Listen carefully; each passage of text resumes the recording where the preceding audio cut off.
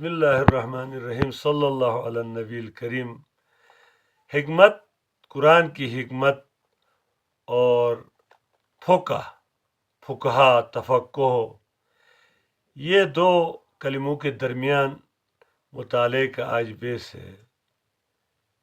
یہ کیا ہے اور ان سے کیا اخذ ہوتا ہے، اور اللہ پاک نے نبی پاک صلی اللہ علیہ وسلم کو حکمت اپنے ساتھیوں کو، اپنی امت کو سکھانے کے لیے حکم تاکید کے ساتھ دیا۔ اس کے پیچھے حکمت اور فلسفہ کیا ہے، اس پر پورے ایک ہفتے کی تحقیق پر مطالعہ جو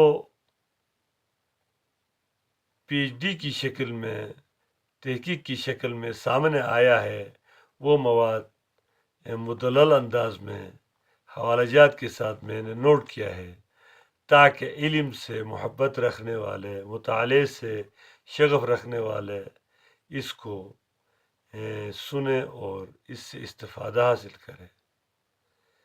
سب سے پہلے تو جو آپ چاہتے ہیں اسے محسوس کریں۔ یہ شکر کی پہلی سیڑھی ہے اور پہلی زینہ ہے۔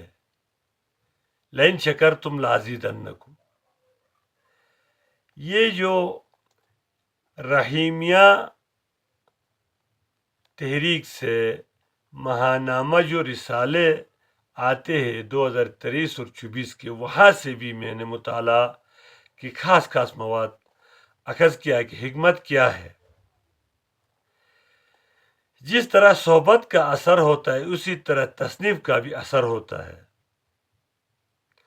قرآن پاک کی تلاوت نشاط اور دلی چاہت کی حالت میں کرے تاکہ غور و فکر و تدبر صحیح طور پر ہو سکے، اور حکمت تب حاصل ہوگی۔ یہ مفہوم حدیث بھی ہے۔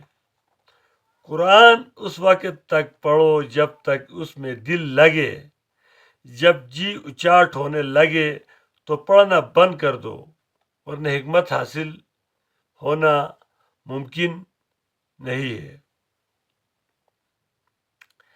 تلاوت میں اپنی آواز سے حسن پیدا کرو، جیسے آپ کی آواز سے اس میں سے حسن پیدا کرنے کی کوشش کرو، تاکہ آپ کے دل پر حکمت اترے اور دل نرم ہو۔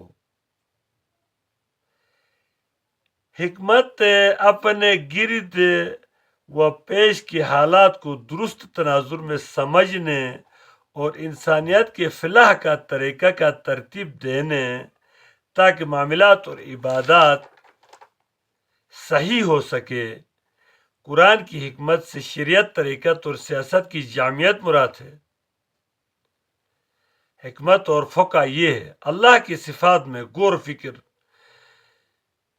یہ حکمت ہے۔ غور و فکر کرنے سے احسانی کیفیت اپنا اندر پیدا کرنا، جسے مراقبہ بھی کہا جاتا ہے، اور اسی سے حکمت کا حصول کی ذریعہ ہے۔ اسی میں شاہ ولی اللہ صاحب نے یہ بھی فرمایا کہ حکمت حاصل کرنے کے لیے آیات اور احادیث کے مفاہیم میں غور کرنے کو ترجیح دی ہے۔ محدث شاہ دہلوی رحمۃ اللہ نے حکمت حاصل کرنے کے یہ طریقے بھی بتایا ہے، اور احسانی کیفیت حاصل کرنے کے لیے جیسے حدیث کا مفہوم ہے کہ لوگ تمہیں نفع نقصان نہیں پہنچا سکتے جب تک رب تعالیٰ نہ چاہے۔ اس پر غور فکر کرنے سے انسان کے اندر مردانگی اور دلیری اور بہادری آ جاتی ہے۔ تو بہادر انسان اللہ رب العزت کی طاقت اور دست اور زباں ہوتا ہے، اور اللہ کی 100 رحمتیں ہیں۔ دوسرا حدیث کا مفہوم، اللہ رب العزت کی 100 رحمتیں ہیں، ایک رحمت دنیا میں نازل ہوئی اور اسی سے انسان ایک دوسرے سے محبت کرتا ہے، اور باقی تمام 99 کی 99 آخرت کے لیے رکھے گئے ہیں۔ تو مایوسی کا جڑ سے خاتمہ ہو جائے گا۔ مایوسی شرک کفر کے بہت بڑا گناہ ہے۔ یہ ترمذی کی پہلی جو حدیث تھی، پہلی جو مفہوم بیان کی، یہ ترمذی کی 28-16 نمبر فگر کا حدیث ہے، اور دوسرا جو حدیث بیان کی، یہ مشکات کا 6365 ہے۔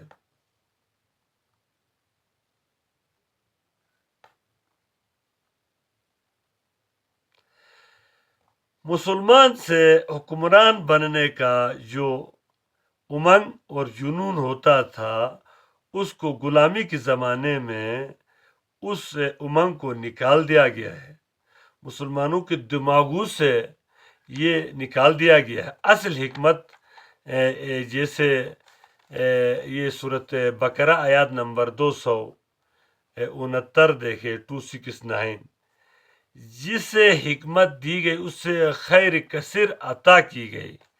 اب خیر کثیر حکمت کو کہا گیا ہے، تو حکمت کیا ہے؟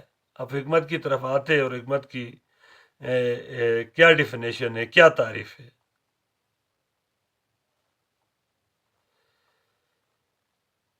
اصل میں یہ جو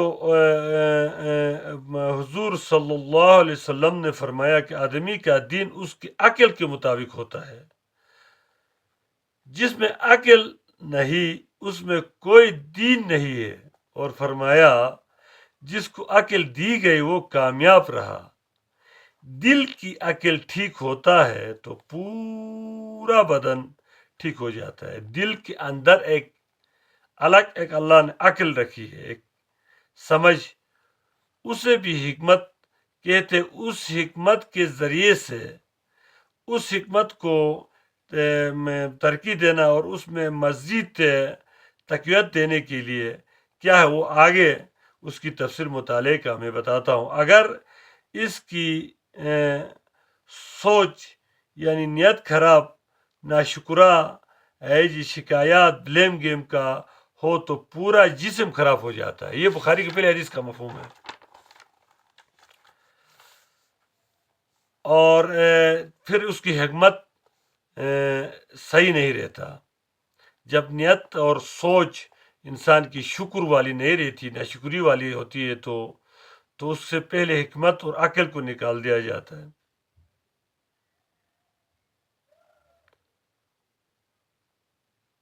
عقل ادراک کرتا ہے جو دیگر حواس سے ادراک نہیں کر سکتا۔ انسان عقل دیگر حواس سے آگے بڑھ کر ادراک کرتا ہے۔ قلب کے ذریعے انسان محبت کرتا ہے یا بغض رکھتا ہے، عزم اور ارادہ کرتا ہے دل کے ذریعے سے، اور دل اور عقل میں بھی فرق ہے۔ اپنا اختیار استعمال کرتا ہے دل کے ذریعے سے انسان۔ اور تیسرا جو انسان کے اندر جو لطیف حصہ ہے وہ نفس ہے۔ نفس انسان کی بدنی ضروریات پوری کرنے کے لیے مطالبہ کا مقام ہے، اور نفس کا مقام جگر میں ہے، جگر میں نفس ہوتا ہے۔ اب دعوت اللہ، اللہ کی طرف دعوت دینا، یہ اس امت پر فرض ہے، کیونکہ نبوت کا در بند کر کے دعوت کا میدان کو اللہ نے اس امت کی فضیلت کے لیے کھول دیا ہے۔ اب دعوت اللہ میں قرآن کی یہ سورۃ النحل کی آیت میں حکمت اور موعظت حسنہ بنیادی امور قرار دیا ہے۔ ان میں جو بنیادی جو ہے وہ موعظت حسنہ اور حکمت ہے، تو ان میں دنیا جو ہے حسنہ بنے، دنیا میں اس سے حسن پیدا ہو۔ موعظت حسنہ سے کیا مراد ہے؟ دنیا میں تو آپ کی دعوت سے دنیا میں حسن پیدا ہو، انسان کو ترقی حاصل ہو۔ نبی صلی اللہ علیہ وسلم نے صحیح اور درست سسٹم یعنی طریقہ کار پروسیجر کی دعوت دی۔ حکمت یہ ہے کہ اپنے گرد و پیش کی بنیادی حقائق کی معرفت اور علم حاصل کرنا۔ اصل حکمت کیا ہو گیا؟ یہ سارے کے سارے حکمت کے لیے یہ جو مطالعہ کیا گیا، حکمت کیا ہے؟ اپنے گرد و پیش کی بنیادی حقائق کی معرفت اور علم حاصل کرنا، اور پھر اس کی روشنی میں درست نتائج رزلٹ حاصل کرنے کی ترتیب دینا، بہترین ترتیب دینا، اور صحیح سسٹم کے بنیادی امور کے قلوب میں، عقول میں، نفوس میں، جو دائی ہے مدعی کے نفوس میں، عقول میں اور قلوب میں پیوست کرے، ایسے انداز کو موعظہ حسنہ کہا گیا ہے، تاکہ دعوت کا اثر ہو، تاکہ صرف انسانیت کے لیے کام کرنے والی بہترین ایک جتھا اور جماعت بن جائے۔ دعوت کا پہلا بنیادی کام یہ ہے کہ محمد صلی اللہ علیہ وسلم نے اپنی دعوت میں عام انسانیت کے مفاد کی حکومت قائم کرنے کے نظریے سے قوم کی تربیت کی، کیونکہ دعوت، تربیت اور تزکیہ خلافت و حکومت کے ذریعے سے ہوگا، صرف اخلاقیات کے بیس سے نہیں، بلکہ دین کی تعلیم، نبی صلی اللہ علیہ وسلم کی سیرت اور انسانی مفاد عامہ کے نظریے سے اپنی حکومت قائم کرنی ہے، اپنی ریاست قائم کرنی ہے۔ دعوت کا تیسرا اصول، جماعت تیار ہو گئی تو وہ دنیا بھر کے تمام ظالموں کا مقابلہ کرے گی اور انسانیت دشمن عناصر سے جہاد کرے گی، تاکہ تمام ادیان پر دین اسلام کو غالب کر دیا جائے۔ نمبر 1، صحیح سسٹم کی دعوت۔ نمبر 2، حکومت قائم کرنے کے نظریے سے تربیت۔ نمبر 3، اور اس طاقت کے ذریعے سے دین کو پوری دنیا میں غالب کرنا، لیظہرہ علی الدین کلہ۔ دعوت کے لیے داعی سوالات قائم کرے کہ اس سسٹم اور اس نظام اور اس قانون اور اس دین میں انسانیت فائدے میں ہے یا نقصان میں ہے، اس کو دکھائے کہ دیگر جو نظام ہے، حاضر جو نظام، اس کی برائیوں کو دکھائے اور اچھی سسٹم اور اچھی دین کی اچھائی کو دکھائے، اور ایسے سوالات پیدا کرے۔ اپنے ذاتی نفسانی خواہشات کو سامنے نہ رکھا جائے۔ داعی کے لیے، داعی ہمیشہ اپنے مفاد کو سامنے نہ رکھے۔ جس کا اپنا تزکیہ نہیں ہوا وہ انسانیت دشمنی اور فساد پھیلانے کی دعوت دے گا۔ جب تک پوری مہارت حاصل نہ ہو تو وہ خود ساختہ داعی ہے۔ اس لیے قرآن کی حکمت کو سمجھنا آج کی سب سے بڑی ضرورت ہے۔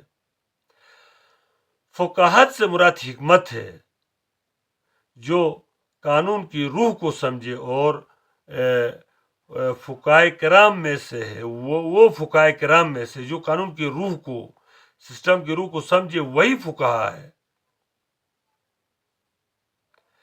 وہ قرآن و سنت سے ایسا نظام اخذ کر کے انسانوں کے سامنے رکھتا ہے۔ ابھی فقہ اور حکمت کی میجر تفسیر یہ ہے کہ قرآن و سنت سے ایسا نظام اور سسٹم اور قانون اور دین اخذ کر کے انسانوں کے سامنے رکھتا ہے جس پر انسانیت کے لیے چلنا آسان ہو جائے۔ پچھلے 300 سالوں سے سرمایہ دارانہ نظام نے دنیا پر غالب ہونے کے بعد ہم سے دین کی فقاہت چھین لیا ہے اور حکمت ذہنوں سے نکال دیا ہے۔ ہمارے ذہنوں سے حکمت کو نکال دیا ہے۔ اس نظام نے، حاضر نظام نے، دنیا کا کوئی قانون ظلم کو جائز نہیں کہتا۔ اصل بات تو ظلم اور عدل کی پہچان ہے۔ عدل اور ظلم کی پہچان کا نام حکمت ہے اور فقاہت ہے۔ ظلم مٹانے اور عدل قائم کرنے کے لیے بائیلاز کی ضرورت ہوتی ہے، اور یہ حکمت فہم اور شعور کے بغیر نہیں بنایا جا سکتا، اور سچ اور جھوٹ کی پہچان کے لیے حکمت کا فہم ضروری ہے۔ اب حکمت کیا ہے؟ جھوٹ کو سچ کہہ کر نافذ کرنا تو دجل ہے، یہ تو حکمت نہیں ہے۔ جیسے یہودیت، عیسائیت اور ہندو مت، کیپٹلازم، سوشلازم، اسلام میں انسانیت کے بنیادی اصول ایک ہی ہے، لیکن اختلاف ان اصولوں پر عمل درآمد کے پروسیجر یعنی طریقہ کار میں ہے۔ یہودیت مسخ شدہ طریقے سے جھوٹ کو سچ بناتی ہے، اور وغیرہ وغیرہ دیگر مذاہب اور دیگر جو قانون ہے، جو نظام ہے، جو دینیں ہیں، وہ بھی یہی کرتی۔ اس لیے قرآن حکمت کو مختلف اسلوب میں بیان کرتا ہے۔ قرآن اصل حکمت ہے اور قرآن حکمت کو الگ الگ اسلوب میں بیان کرتا ہے۔ مکے کے مشرک بنیادی انسانی افاقی اصولوں کو مانتے تھے۔ اپنے آپ کو ابراہیمی بھی کہتے، لیکن انہوں نے ابراہیمی اصولوں میں تحریف کر کے ان کے طریقہ کار کو خراب کر رکھے تھے۔ وہ تو عبادات کرتے تھے، طواف کرتے تھے، سخاوت کرتے تھے اور خود کو ابراہیم کے دین پر سمجھتے تھے، لیکن طریقہ کار کو خراب کر رکھے تھے۔ حکمت کا فہم نہ ہو تو صحیح افاقی طریقہ کار یعنی سسٹم اور نظام کو خراب کرتے ہیں۔ حکمت بگڑ جائے تو طریقہ کار بگڑ جاتا ہے۔ ہمیں باطل نظام نے قرآن حدیث کا صرف رٹا لگانے والے بنا دیا ہے۔ علماء فہم و حکمت جو فقاہت و حکمت کے حامل تھے ان سے کاٹ دیا گیا ہے، اور شیطانی نظام سے دوستیاں ذلت اور خسارے کے باعث ہے جسے ہم اپنا رکھے ہیں۔ ہمیں اپنایا ہے اس نظام نے۔ ہمیں اپنے شعور کی آنکھ کھولنی ہے، حکمت سمجھنی ہے، قرآن کی دعوت کو عزم بنانا ہے۔ کسی شیطانی قوت کا اعلی کار ہو کر فرقہ واریت کی لڑائی، دنگا فساد، قتل غارت گری اور کسی پرائیویٹ جہاد سے علیحدہ اور یکسو رہنا ہے۔ ہم اگر حکمت آ جائے تو ایسا ہمارے اندر پیوست ہو جائے گا۔ یہ عادت ہمارے حکمرانوں کی عیاشی ہمارے عام عوام کو مہنگائی کی صورت میں سامنے آ جاتی ہے۔ پھر غریب عوام نہ اپنی زندگی سنوار سکتے ہیں نہ آخرت، اور صرف انسان نما حیوان بن کر رہ جاتے ہیں۔ حکمت نہ ہونے کی وجہ سے، صحیح دین اسلام نافذ نہ ہونے کی وجہ سے انسان کے اسلام کا بڑا حسن لایانی کو چھوڑنا ہے۔ ہم لایانی کے پیچھے پڑھ کر حکمت سے عاری ہو چکے ہیں۔ جب انسان کی زبان ہر ایک وادی میں منہ چلاتی ہے تو اس کے دماغ کے حصے مشترک میں ان تمام اشیاء کی شکل و صورت جمع ہو جاتی ہے۔ جب وہ اللہ کی طرف متوجہ ہو یا حکمت کو سمجھنے کی طرف متوجہ ہو تو اللہ کی یاد کی مٹھاس اور حکمت کی مٹھاس اسے نصیب نہیں ہوتی۔ ابراہیم علیہ السلام کے دور میں انسانی عقل اور روح بالغ ہو چکا تھا، تو انسان سچی خدا شناسی تب حاصل کرتا ہے جب روح بالغ ہو۔ تو ابراہیم علیہ السلام کے دور میں روح بالغ ہو چکا تھا، تو ابراہیم علیہ السلام نے اپنی روح کے ذریعے اللہ کی حمد پیدا کی، یعنی اپنے بیٹے کو ذبح کرنے کے لیے سامنے کر دیا اللہ کے حکم پر۔ اور ہمارے لیے کیا، ایک روح کو، ایک نفس کو ذبح کرنا یعنی قربانی کرنا۔ عید الاضحیٰ میں قربانی یہ روح کے ذریعے اللہ کی حمد کرنا ہے۔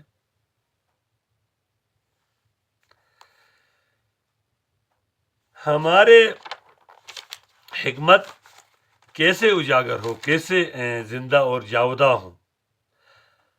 اللہ کی یاد اگر خالص ہو کر انسانی عقل تک پہنچ جائے اور عالم جبروت کی طرف جاگنے کی کیفیت حاصل کرے تو انسان کی نفسوں میں شبی بن جاتی ہے، تو انسان اس شبی کے ذریعے سے بہیمت توڑ دیتا ہے اپنی، اس کی بڑکتی لپٹیں اور بہیمت اور حیوانیت کی بجھ جاتی ہے۔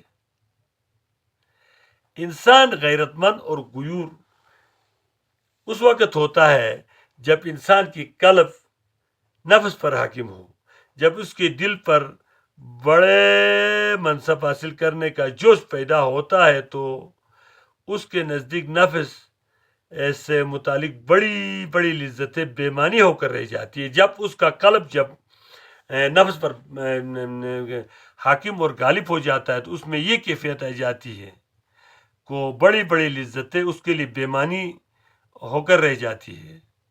بے غیرت انسان کا نفس قلب پر غالب ہے تو وہ اعلیٰ منصب کے حصول کی رغبت رکھنے کی طرف متوجہ نہیں ہوگا، شہوتوں سے دور رہنے کی کردار ادا نہیں کرے گا۔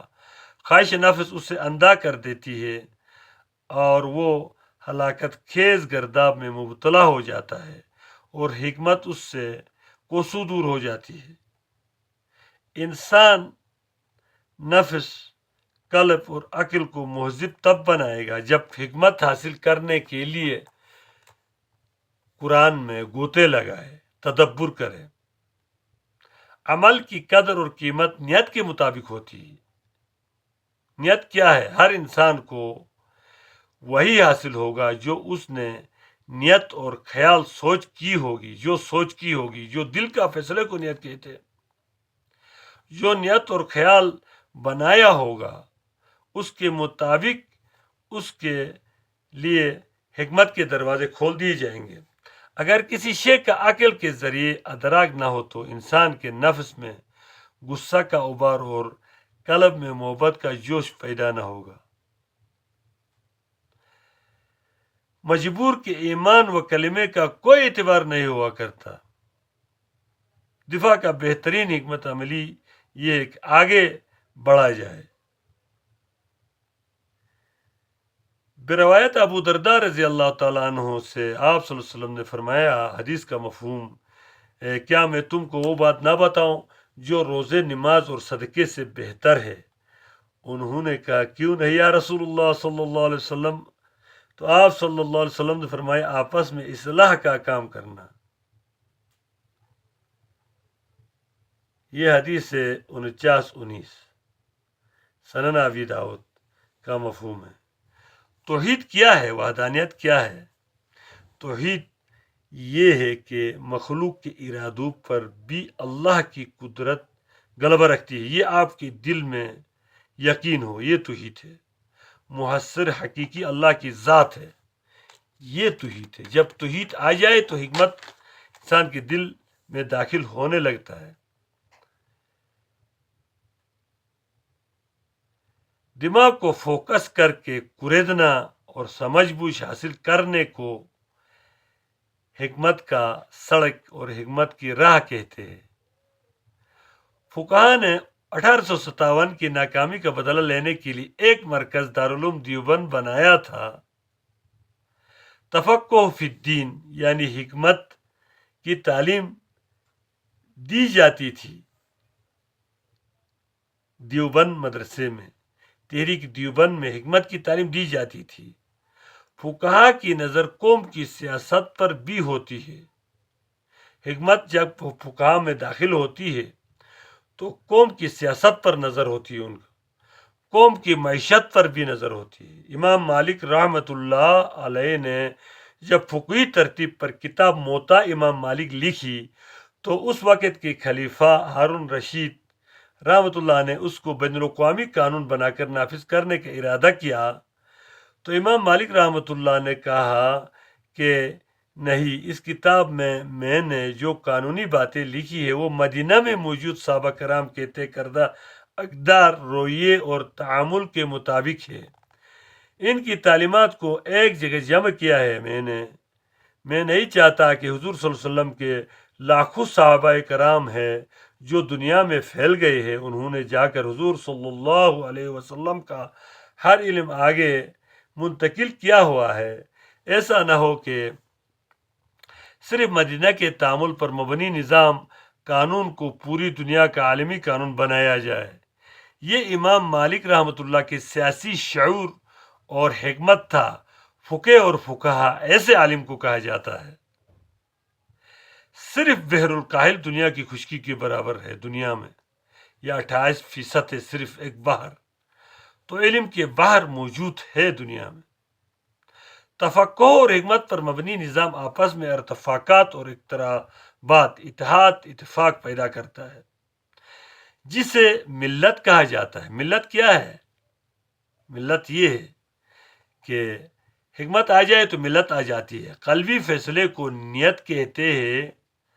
ہمارا عمل قلبی سوچ کے مطابق ہو جاتا ہے، اس لیے قلبی فیصلے کو تبدیل کرے کہ حکمت حاصل کرنا ہے قرآن کے ذریعے سے۔ میں کیا کام اور کیوں کر رہا ہوں اس کا واضح دھیان اور سوچ آپ کے ساتھ ہو۔